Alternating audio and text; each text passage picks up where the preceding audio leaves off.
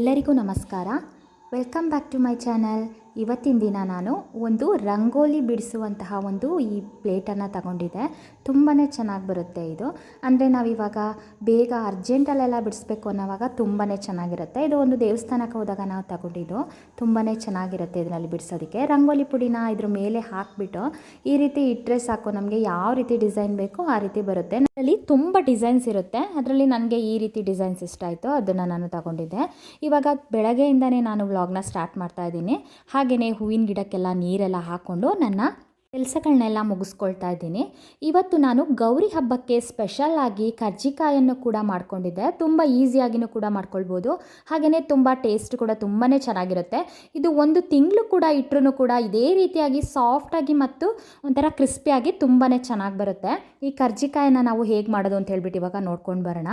ಒಂದು ಮಿಕ್ಸಿಂಗ್ ಬೌಲ್ನ ತಗೊಂಡು ನಾನು ಈ ಥರ 1 ಕಪ್ ಆಗುವಷ್ಟು ನಾನು ಬಿಳಿ ಎಳ್ಳನ್ನು ನೀಟಾಗಿ ಫ್ರೈ ಮಾಡ್ಕೊಂಡಿದ್ದೀನಿ. ಅಂದರೆ ಚಿಕ್ಕ ಉರಿಯಲ್ಲಿ ಫ್ರೈ ಮಾಡ್ಕೊಳ್ಬೇಕು.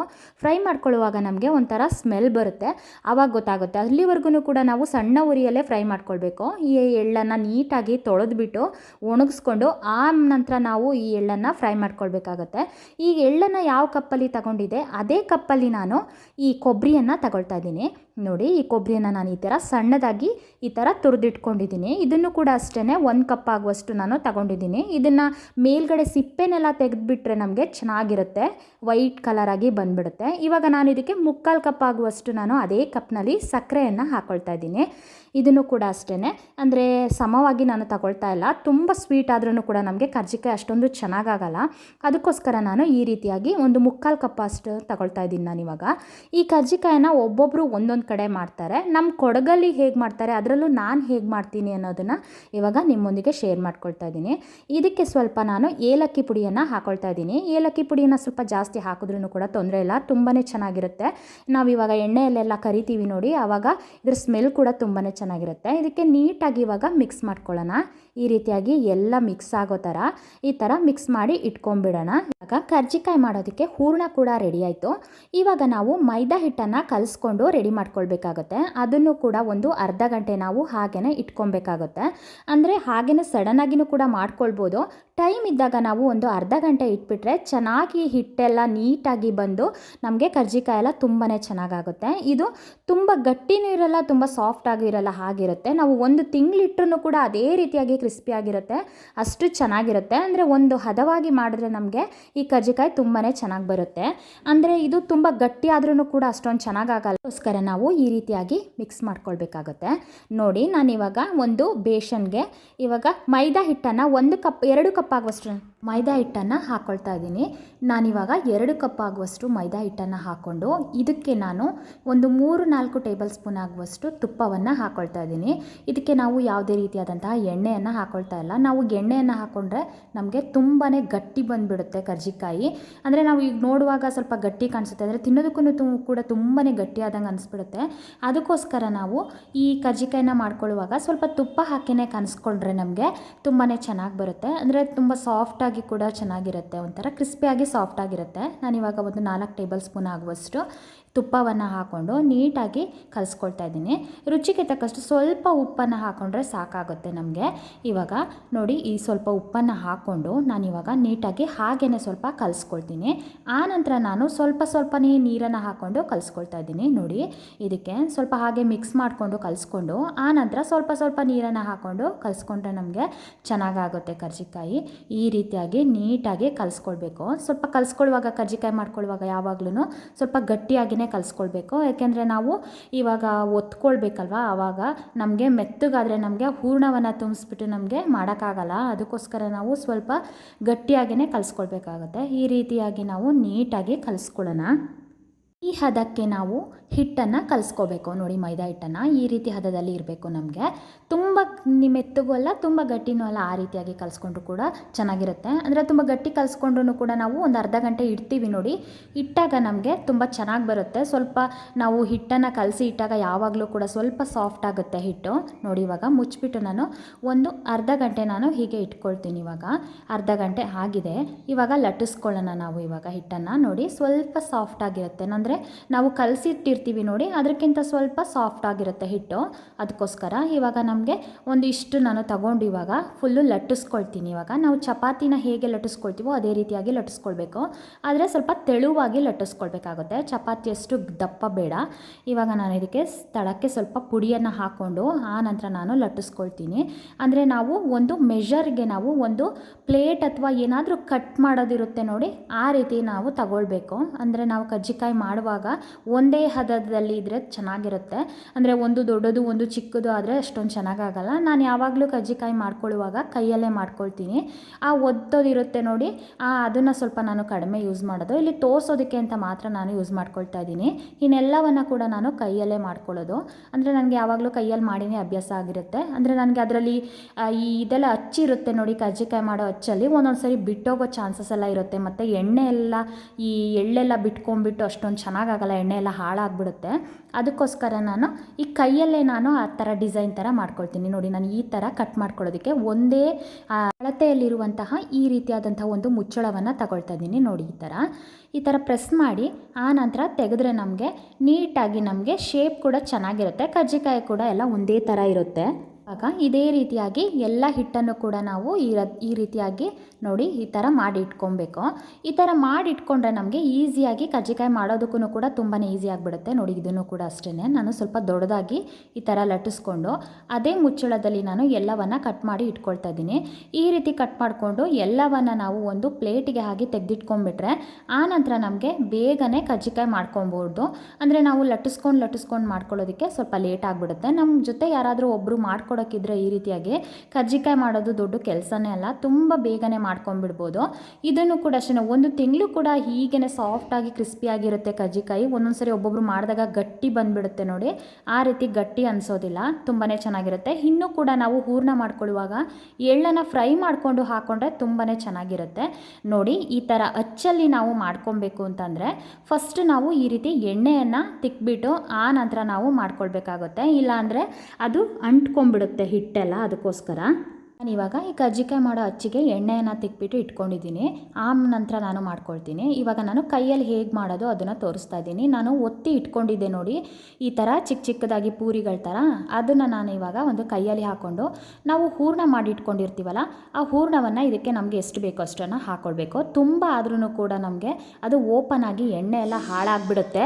ಅದಕ್ಕೋಸ್ಕರ ನಾವು ನೋಡಿಬಿಟ್ಟು ನಾವು ಇದರೊಳಗಡೆ ಹೂರ್ಣವನ್ನು ಹಾಕ್ಕೊಳ್ಬೇಕು. ನೋಡಿ, ಈ ರೀತಿಯಾಗಿ ಈ ಥರ ಹಾಕಿ ಆದ ನಂತರ ನಾವು ನೀಟಾಗಿ ಗಟ್ಟಿಯಾಗಿ ಸ್ವಲ್ಪ ಎಣ್ಣೆ ಅಥವಾ ನೀರನ್ನು ಕೈಗೆ ಹಾಕ್ಕೊಂಡು ಪ್ರೆಸ್ ಮಾಡಿಕೊಂಡು ಈ ರೀತಿಯಾಗಿ ಹೀಗೆ ಒತ್ಕೊಂಡು ಹೋದರೆ ಆಯಿತು.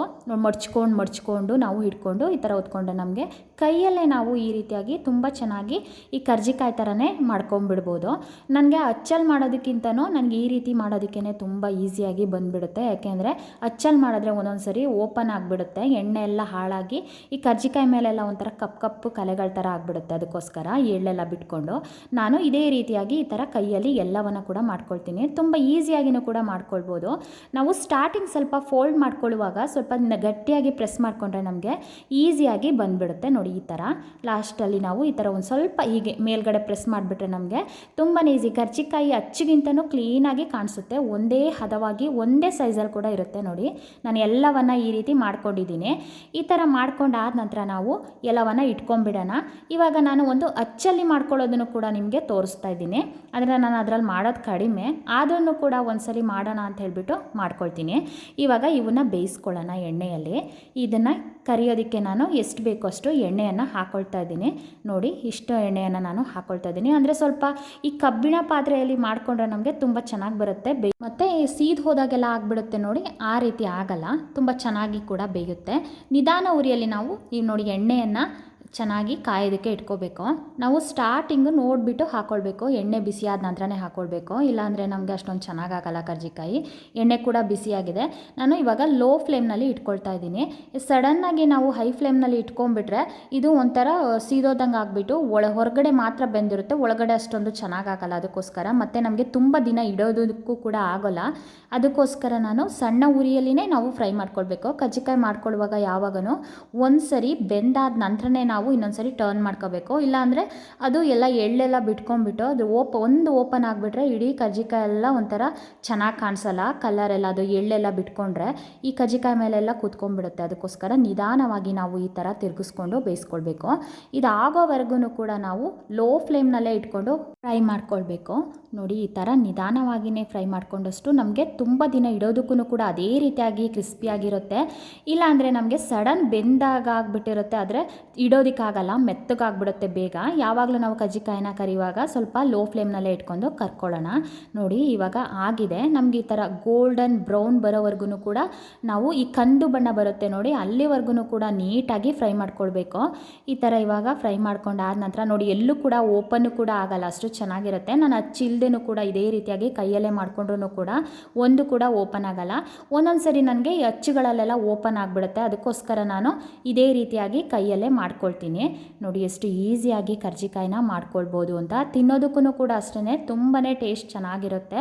ನಮ್ಮ ಕಡೆ ಎಲ್ಲ ಇದೇ ರೀತಿಯಾಗಿ ಕರ್ಜಿಕಾಯಿನ ಮಾಡ್ಕೊಳ್ಳೋದು. ಅದರಲ್ಲೂ ಕೂಡ ನಮ್ಮ ಮನೇಲೆಲ್ಲ ಇದೇ ರೀತಿಯಾಗಿ ಮಾಡ್ತೀವಿ ನಾವು ಕರ್ಜಿಕಾಯಿನ. ಹಬ್ಬಕ್ಕೆಲ್ಲ ತುಂಬಾ ಮಾಡಿ ಇಟ್ಕೊಂಡ್ಬಿಡ್ತೀವಿ. ಒಂದು ತಿಂಗಳು ಆಗೋವರೆಗೂ ಕೂಡ ನಾವು ಈಗ ಹೇಗೆ ಮಾಡಿರ್ತೀವೋ ಅದೇ ರೀತಿಯಾಗಿಯೇ ಇರುತ್ತೆ. ತುಂಬ ಚೆನ್ನಾಗಿರುತ್ತೆ ಈ ಕರ್ಜಿಕಾಯಿ. ಇವಾಗ ಉಳಿದದ್ದನ್ನು ಕೂಡ ನಾನು ಇದೇ ರೀತಿಯಾಗಿ ಫ್ರೈ ಮಾಡ್ಕೊಳ್ತೀನಿ.